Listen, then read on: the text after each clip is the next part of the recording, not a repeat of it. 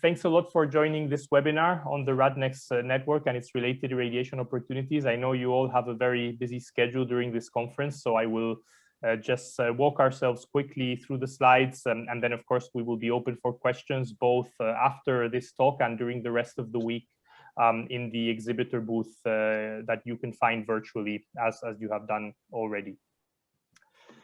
So basically, a lot of what motivated the RADNEXT project is that, as many of you know, and as was very adequately summarized in this document, which kind of puts in writing a lot of the impressions and feelings that we have about radiation effects testing, and the fact that it's often parasitic to other activities, and an increase in the demand of testing does not really have an answer of an increased offer.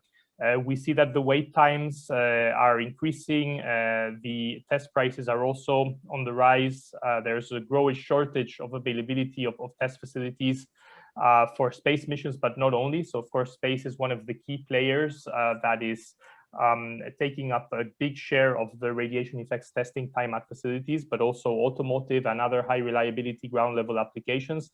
And there's also the issue about the critical knowledge that we are losing sometimes between the senior and junior members in the radiation effects community. So of course, this is a bit what motivated the RADNEXT proposal. This was a proposal that we put together already starting, let's say, roughly in October 2019. And as you can see here, it was inspired by the RADSAGA Marie Curie project, which was a project of different PhD students across Europe.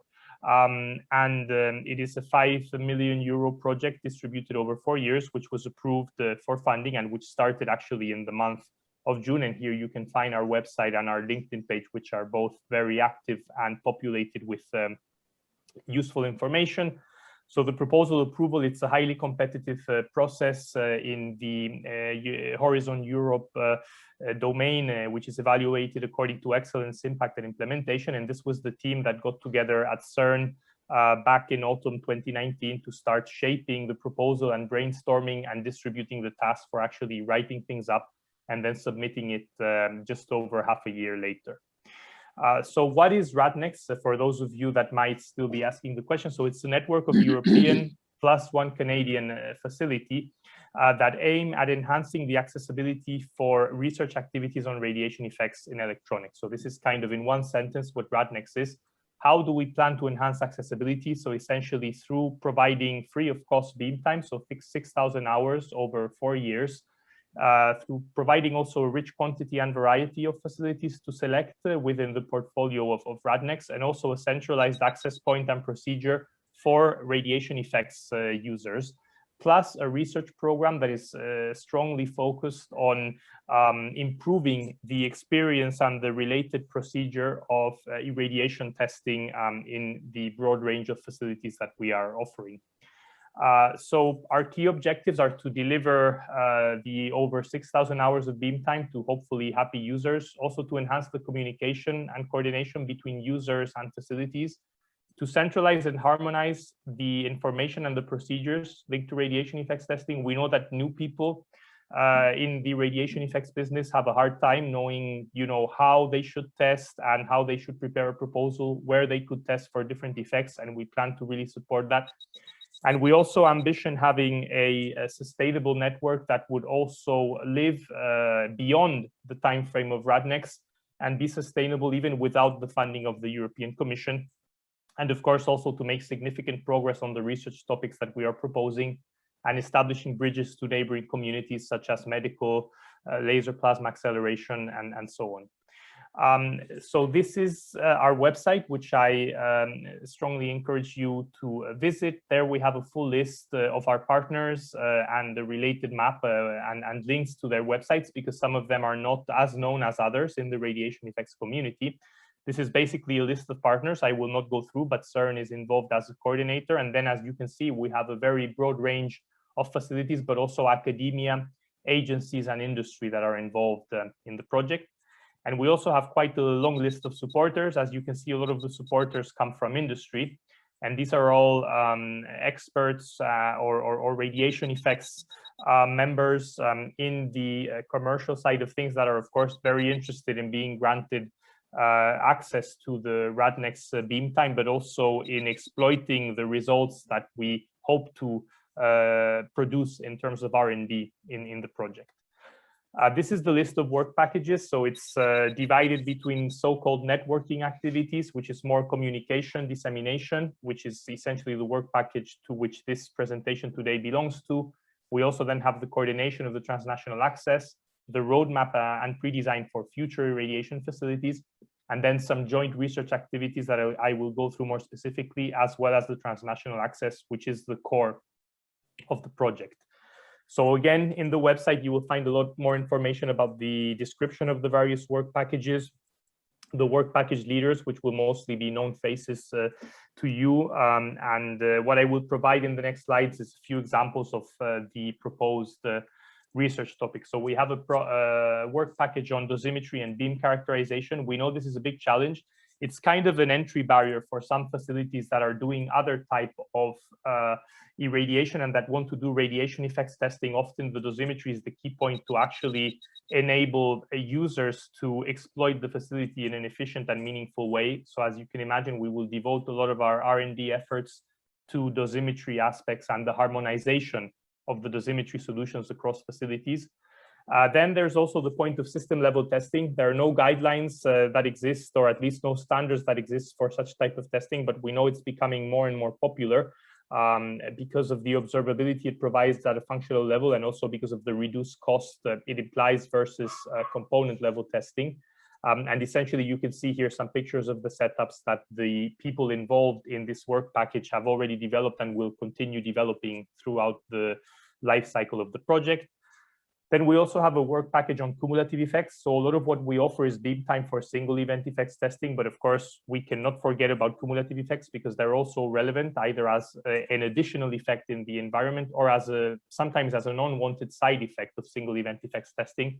So we will be using a broad variety of TID irradiation methods in order to ensure the proper understanding of these cumulative effects, in addition to the single event effects that will be mainly covered by the transnational access. And then, of course, we also have modeling and simulation. And we call it complementary because we always see modeling as a complement to data. I think our community is very much data-driven and experimental-driven, and I expect it to remain the case in the next years. But of course, the support from simulation tools is becoming more and more important.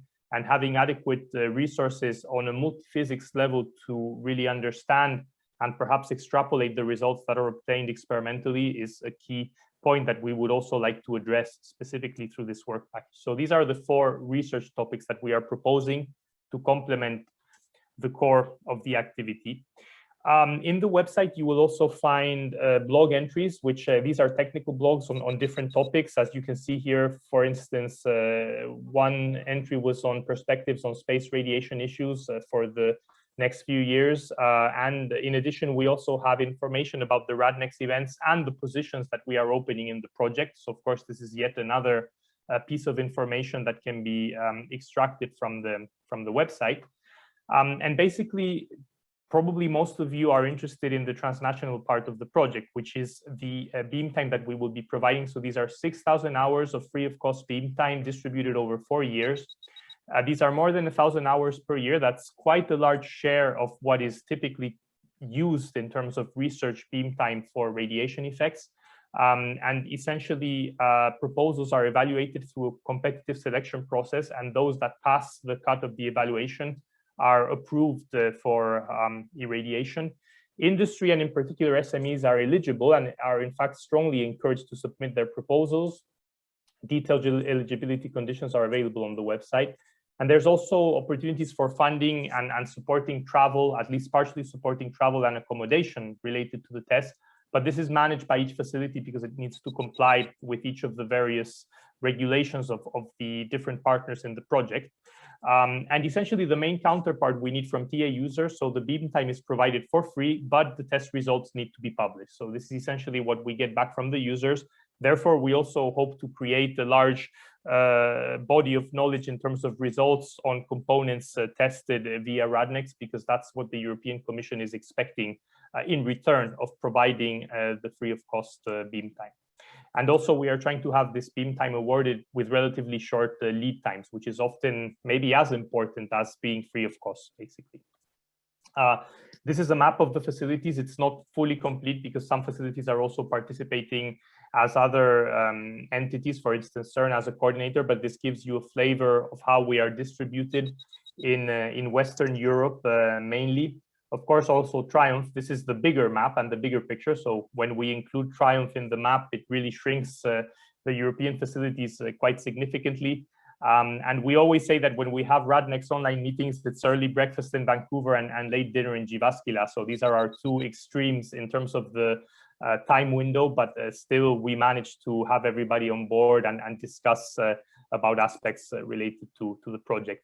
So these are the neutron facilities that we are offering. A lot of them are well known. Some of them are less known, but this is mainly for ground level applications, high reliability, automotive, and let's say internet related infrastructure, avionics as well. But not only, neutrons can be useful for other applications as well. And this is the list that we have with a very broad range of energies and type of neutron beams.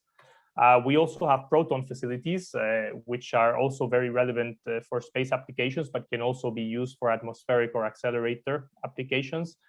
And we also have heavy ion facilities, which in principle are the ones in highest demand so far. And of course, also for space, this is the key test ingredient, of course, to validate the part, to actually show that it's compliant to fly in space in terms of its reliability with respect to radiation. So as you can see, it's a very long list of facilities. You can find them all in our website.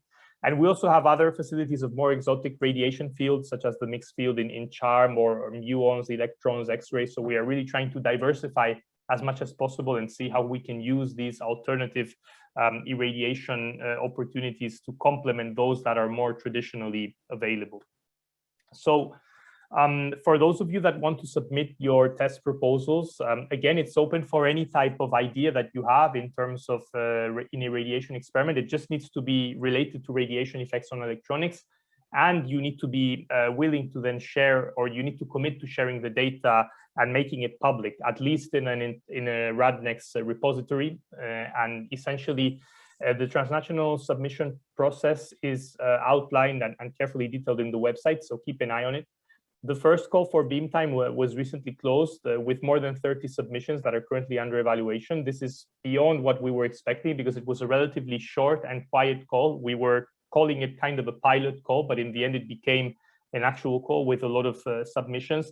And the next call is expected in September. So we are targeting to have 4 calls per year to really have a short time between the proposal acceptance and the actual irradiation of the components. So again, here's a lot of the information that you will find in the website as well. So how does it work? So the beam proposal preparation, you need to carefully read the instructions and the eligibility conditions that are on the website. You need to prepare a short but complete proposal. So this is the challenge. It's quite limited in space, but it has to contain all the relevant information. And the template is available on the website. You can also check it out now, even if we don't have a call open at the moment. And then you submit your proposal through RADOX, who many of you know from the conferences. And thanks to Vincent, we adapted the RADOX infrastructure into something that is also usable for proposals in terms of how to submit and evaluate them. So the timeline looks roughly like this. You submit your proposal with the calls opening and closing every 3 months. 1 month later, you can expect to have feedback in terms of the decision of whether the proposal was accepted or not. And those that are not accepted will receive feedback in terms of how to improve, and they can certainly resubmit an improved version of the proposal. And then the actual irradiations take place 3 to 9 months roughly after the actual submission of the proposal. So you might get feedback from the evaluation, and if you are ready and if you requested an early irradiation in roughly 2 months' time, this will give you access to facilities, which, considering the lead time that is there in some facilities for non-RADNEXT users, is quite an advantageous point, maybe as valuable as the fact of having it free of cost, as I was mentioning before. And then just to finish off, we are planning to have a RADNEXT event early next year. This will hopefully be an in-person workshop, 2 days, focused towards industry and to better evaluate the industry needs in terms of facilities, what industry is aiming at, and how we at RADNEXT can improve the accessibility and the experience of industrial users in the RADNEXT network. So hopefully we will be able to share more information, and this will be a follow-up of the very successful grad 2020 event that was organized by our colleagues in Grenoble, who are part of the RADNEXT network and who will be organizing this second grad event, in this case at CERN. So in summary, these are, if you are interested in RADNEXT and you want to get involved in the project in a closer way, as a Beamtime user, if you want to become a user of our Beamtime, just prepare and submit your proposal. It's easy as that. A lot of information is available online, but we are able to help you in case further info is needed. In terms of career opportunity, we do have a few PhD and postdoc positions that are open and available on the website. If you want to become a supporter of the project, you can get in touch with us and we will provide you a template of the support letter. And if you want to become a project partner, which is a more formal involvement in the project, you need to let us know how you would intend, or how your research group would intend to support and contribute to RADNEXT. And then this would be evaluated by our project consortium board, which is the top decision-making organ in our project. And then depending on that outcome, you would be able to join us, knowing that the budget is already fully distributed amongst the existing partners. So this means that any additional contribution needs to be in kind. But at the same time, every partner gets the same saying and the same amount of involvement in terms of making decisions or proposing ideas of where to go. So it really gives you a very broad access to what is going on in the project and what the roadmap of the project is for the future. And with this, I finish my presentation. Thanks a lot for your attention. And if you have any questions, I will be happy to address them now if we still have the time and opportunity. And if not, as mentioned, me and my colleagues will be available online in the booth for the rest during the rest of the conference. So thanks for your attention. Any question? I guess most people will need to move on to the next webinars. But as mentioned, we will be there throughout the rest of the week. So if you have any doubts, especially on the transnational access, because I can imagine that's what people are mostly interested in and looking into, just let us know, and we will be available for connecting and replying. So thanks. And yeah, if there's anything else, otherwise, Andrea, Jan, I don't know if I forgot anything. Igor, David, I think you are connected as well as further RADNEXT support. If you want to add anything to what was already said. No, perfectly presented, Ruben. Great, thanks, Jan. Okay, so we will let then people move on to the rest of the webinar. So thanks a lot for joining. And also thanks to those of you that, not being directly in the project, have provided also ideas and input, which is of course highly appreciated. Okay, and see you then in the rest of the conference. Thanks, everybody.